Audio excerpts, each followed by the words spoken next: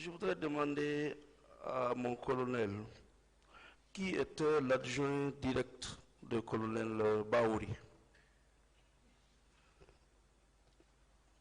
L'adjointe du colonel Baouri à l'époque, c'était le colonel Fatoumata Liopou. Fatoumata Liopou. Ah bah, je crois bien. Je commence d'abord par vous remercier pour votre parcours atypique. Merci, maître. Vous faites partie vraiment des gendarmes que moi personnellement j'apprécie. Alors, est-ce que lorsque vous avez été nommé, madame est restée à son poste? Non, elle a été remplacée sur la même décision. Je suis arrivé avec le lieutenant Morley Camara, qui auparavant était le secrétaire du service, qui a été mon premier adjoint.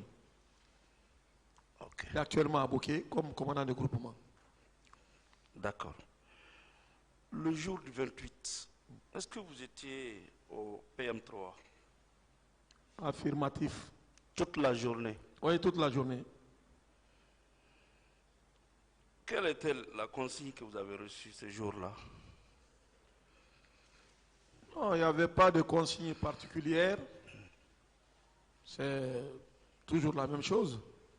La vigilance et le service quotidien. Il n'y avait rien de spécifique ou de particulier. Donc le 28, il y avait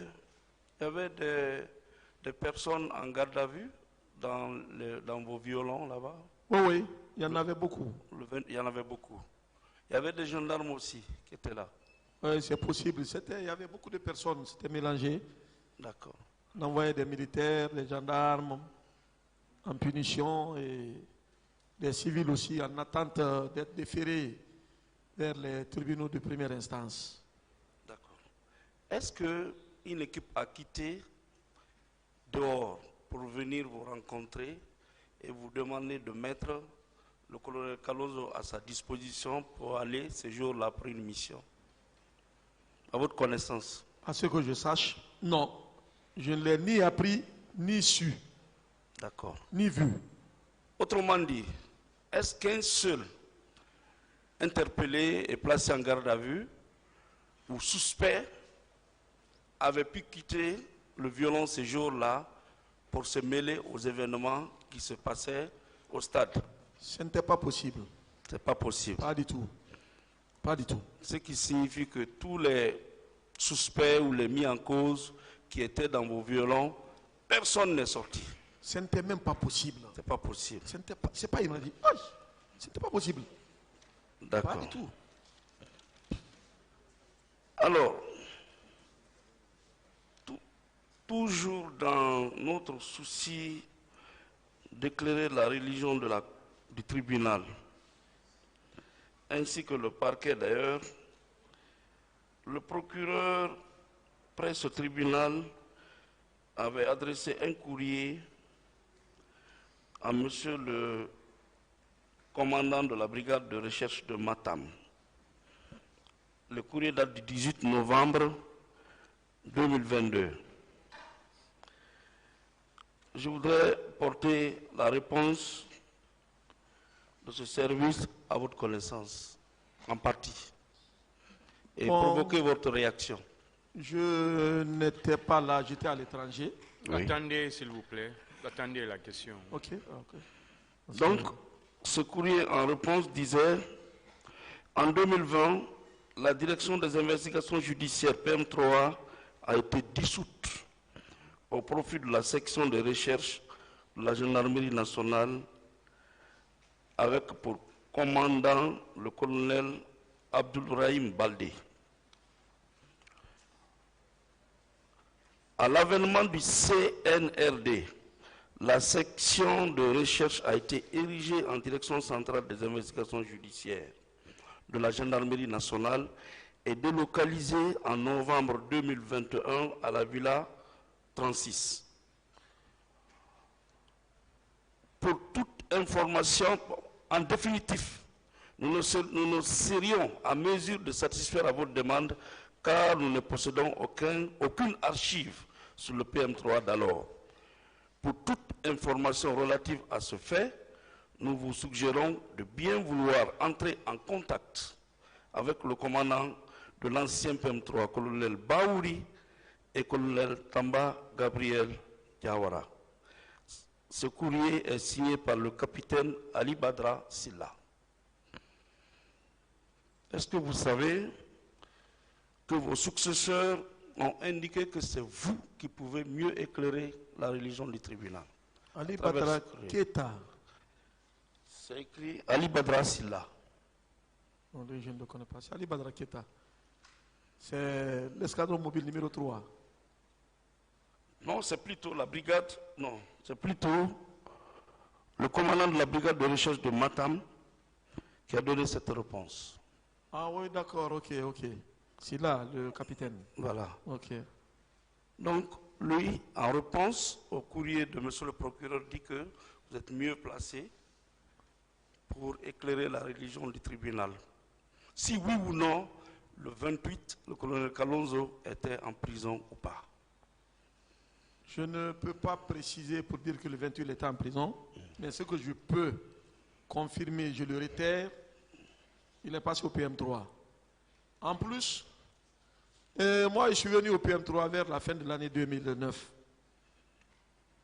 Je ne peux pas décrire le contexte ou l'ambiance qui y régnait à l'époque. Pratiquement, il n'y avait pas d'archives quand nous quittions le PM3. Le PM3, je l'ai dit tantôt, était dans une vétusté indescriptible. Des bâtiments coloniaux mal entretenus et qui tombaient. C'est ce qui a prévalu à la délocalisation de cette unité pour Matam. Très bien. Et le PM3 de Matam le service a été dissous dans les conditions que je ne décris pas aussi. Parce que Raïm, il ne m'a pas remplacé. C'est la section de recherche qui s'est substituée au PM3. D'accord. Il n'y a même pas eu de passation entre nous. D'accord. Au lieu qu'un autre commandant ne vienne comme directeur des investigations, c'est la section de recherche qui a été installée sur ce site. Et moi, j'ai été nommé inspecteur technique de la gendarmerie. Bien. Et tous les documents, nous avons laissé les documents sur place. D'accord. Mon colonel, Oui. le commandant Baouri, qui était votre chef au PM3, Oui, vous confirmez qu'il était parti à l'extérieur pour des soins? je le confirme. C'est à son retour que vous avez été nommé ou pendant qu'il était à l'extérieur? C'est pendant qu'il était à l'extérieur que j'ai été nommé commandant du PM3. Entre son départ et sa nomination, il s'est passé combien de temps à peu près? Je ne peux pas, surtout qu'il est vivant. Tout ce que je dirais ici, ce serait de l'imagination. Un mois, 2 mois à peu près? Des fois, il pouvait faire un mois, parce que c'était souvent une visite médicale D'accord. qu'il effectuait à l'étranger. Vous étiez au courant le jour de son départ? Non. Je suis après. Je n'étais pas son adjoint, je n'étais pas. Et le jour de son retour? Le jour de son retour, j'étais déjà commandant du PM3. Qui vous a passé le service? Le service m'a été passé par son adjointe. Mais en prenant service, le colonel n'y était plus. Le colonel n'y était plus. Et ça a été organisé par les ressources humaines et l'inspection technique à l'époque. Le feu colonel Balamou était inspecteur technique. Et le feu colonel Abou était chargé des ressources humaines. D'accord. Bon, voilà ce que le colonel Kalonzo déclare. Et vous allez apprécier, s'il le faut, en tant que témoin. Avec la permission de Monsieur le Président. Le colonel dit qu'il est inculpé pour des faits de coups et blessures volontaires, excusez-moi. Qu'or, au moment des événements du 28 septembre 2009, pour lesquels il est inculpé, il était en détention du 3 août au 6 novembre 2009 soit plus de 3 mois au peloton numéro 3 Matam sur instruction du colonel François Béavogui, chef d'état-major adjoint de la gendarmerie nationale à l'époque. Qu'il y était détenu pour des faits de détournement portant sur un montant de 48 millions de francs guinéens, suite à la plainte déposée contre lui par son chef colonel Moussa Tcheboro Camara. Que plusieurs personnes peuvent témoigner sa détention au PM3 au moment des événements du 28 septembre 2009, notamment colonel Mamadou Ouriba, commandant du peloton à l'époque et actuellement à la retraite,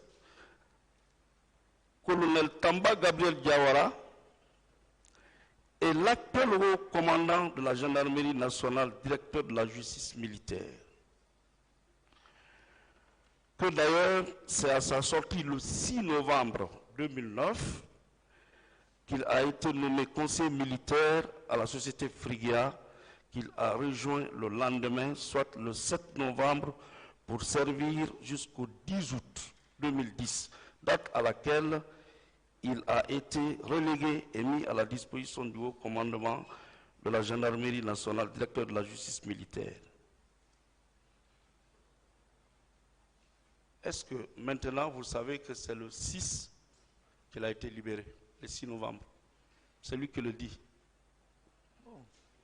Je crois que ma mémoire n'est pas aussi défaillante jusqu'à ce point. Oui. Le 6 novembre. Ça me paraît perplexe. Ce que je sais, et je reviens sur mes mots, sa sortie est antérieure à ma nomination comme comme commandant du bureau des investigations judiciaires à l'époque. J'étais lieutenant. Et je crois, j'ai été nommé au mois d'octobre. Vous avez 6 novembre, non, je ne crois pas. Vous avez parlé de la date ici. Notre client dit qu'il a été libéré le 6 novembre à sa sortie et le lendemain, comme vous l'avez dit, nommé conseiller militaire à la société Frigia. Et le lendemain même, le 7 novembre, il a rejoint le poste 2009 où il a travaillé jusqu'en 2010, le 10 août, date à laquelle il a été remis à la disposition du haut commandement. Ce qui veut dire, avant le 6 novembre, il était effectivement détenu au PM3. Vous pouvez le confirmer? Je ne conteste pas, mais moi, quand le colonel Kalonzo sortait de la prison, c'est le colonel Baouri qui était commandant du PM3. Et j'étais lieutenant. Okay. J'ai été nommé commandant directeur du bureau des investigations. J'étais lieutenant. Et lui, il n'était plus au PM3. Et il est sorti au moment où le colonel Baouri était. Et le jour que le journal m'a appelé, je ne me rappelle pas, mais c'était un week-end. Il a dû sortir un samedi ou dimanche, il sait. C'était un week-end. Moi, je suis venu au bureau. Je n'ai pas trouvé en prison. Le journal m'a appelé, je lui ai rendu compte. C'est le colonel Baouri qui était, il était même à l'étranger. C'est Baouri qui était commandant du PM3. Certainement, il s'est trompé sur la date, mais non. Voilà ce je que suis déclare mort du cul sur ça. le colonel Baouri, lui-même interpellé par voie d'huissier, versé dans le dossier de la procédure. Le colonel Baouri, Mamadou Ouriba, déclare: je me rappelle bien qu'au moment où j'étais commandant de peloton au PM3, le colonel Kalonzo a été déposé en prison au PM3 par le biais d'écrou du colonel François Béavogui, chef d'état-major adjoint de la gendarmerie nationale, à l'époque, suite à la plainte du colonel Moussa Tcheboro Camara. Cet emprisonnement consistait pour lui une punition par son chef de service. C'est ce que déclare Mamadou Ouriba. Oui, mais, maître, le colonel Baouri, Qu'en dites-vous? il sait que le colonel Baouri, Il sait qu'un officier, ce n'est pas un billet d'écrou qu'on met sur un officier. Un. Si c'est un billet d'arrêt, un billet d'écrou, pour sa sortie, on exige la levée d'écrou. On exige la levée d'écrou. Et ça, c'est la nouvelle génération. Oui, la levée d'écrou. Si on met 4 jours sur l'intéressé, à l'expiration du 4e jour, vous envoyez la levée d'écrou. Et moi, je l'exigeais au PM3. Si la levée d'écrou ne venait pas, je libérais les gens. Vous êtes chef de service. Vous mettez un billet d'écrou pour 4 jours. Les 4 jours expirent. Vous continuez à laisser l'intéressé en prison. C'est un abus d'autorité. Pur et simple. Je libérais. Bon, en tout cas, de toutes les façons, il précise bien ici que c'est sur plainte du colonel Chebro Kamara Plainte, il dit encore punition. et un billet d'écrou. C'est contradictoire. Voilà. Donc, le colonel Mamadou Ouriba précise que j'ai voyagé sur le Maroc le 27 septembre 2009. Sur le Maroc le 27 septembre 2009 pour des fins de traitement. Mais en quittant, Kalonzo était toujours en prison. Ça, c'est ce procès verbal d'huissier interpellé. C'est de là que j'ai été relégué et remplacé par le colonel Tamba Gabriel Diawara. Qu'en dites-vous? Le colonel Baouri, il a effectué deux déplacements à l'étranger. 2 déplacements. Mais pour le C'est cas le du deuxième 27, déplacement. oui. C'est au deuxième déplacement que j'ai été nommé à son insu. Non, le déplacement du 27, il a bien précisé. Oui. Le 27 septembre, il est parti au Maroc. Oui. Et en quittant, Kalonzo était en prison. Voilà. Est-ce que c'est à lui qu'on peut croire ou à une autre personne, selon Non, vous? non, il faut le croire parce que c'est ce que j'ai dit.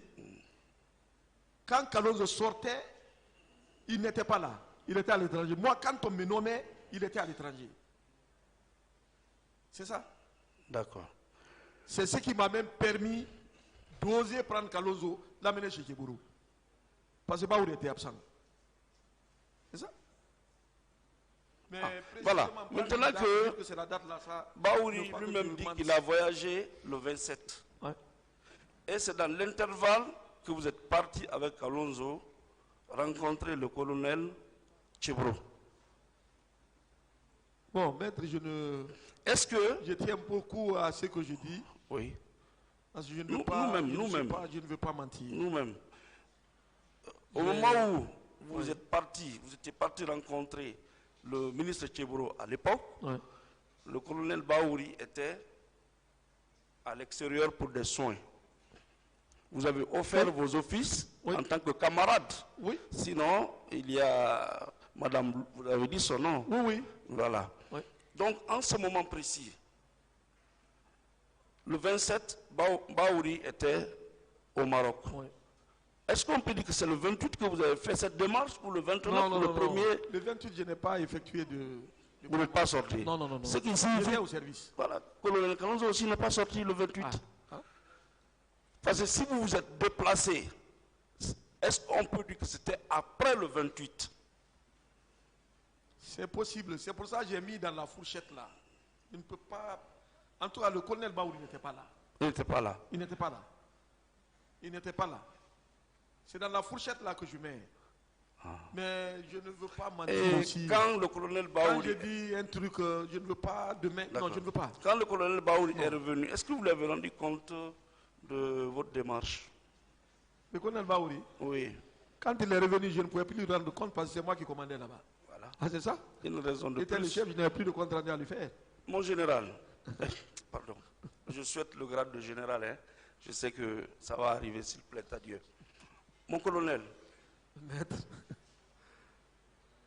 si vous savez qu'un Guinéen a participé aux événements du 28, vous le laissez partir de façon générale. Maître. Si vous savez qu'un Guinéen a participé aux événements du 28 et il est passé par votre service, vous pouvez le laisser partir? Ce n'est même pas possible. Ça, c'est possible? Ce n'est même pas possible. C'est pas possible. Si vous savez que le colonel Kalonzo avait participé aux événements pendant que vous étiez dans la commission, oui ou non allez-vous le dénoncer? Je l'aurais déféré. C'est clair Je et l'aurais net. déféré. Ou bien, Sur mon serment il ne l'est pas échappé. et sur la morale, je l'aurais déféré. Voilà. Ça, on reconnaît ça de vous quand même. Les mots me manquent. Je vous remercie, Monsieur le Président. Merci.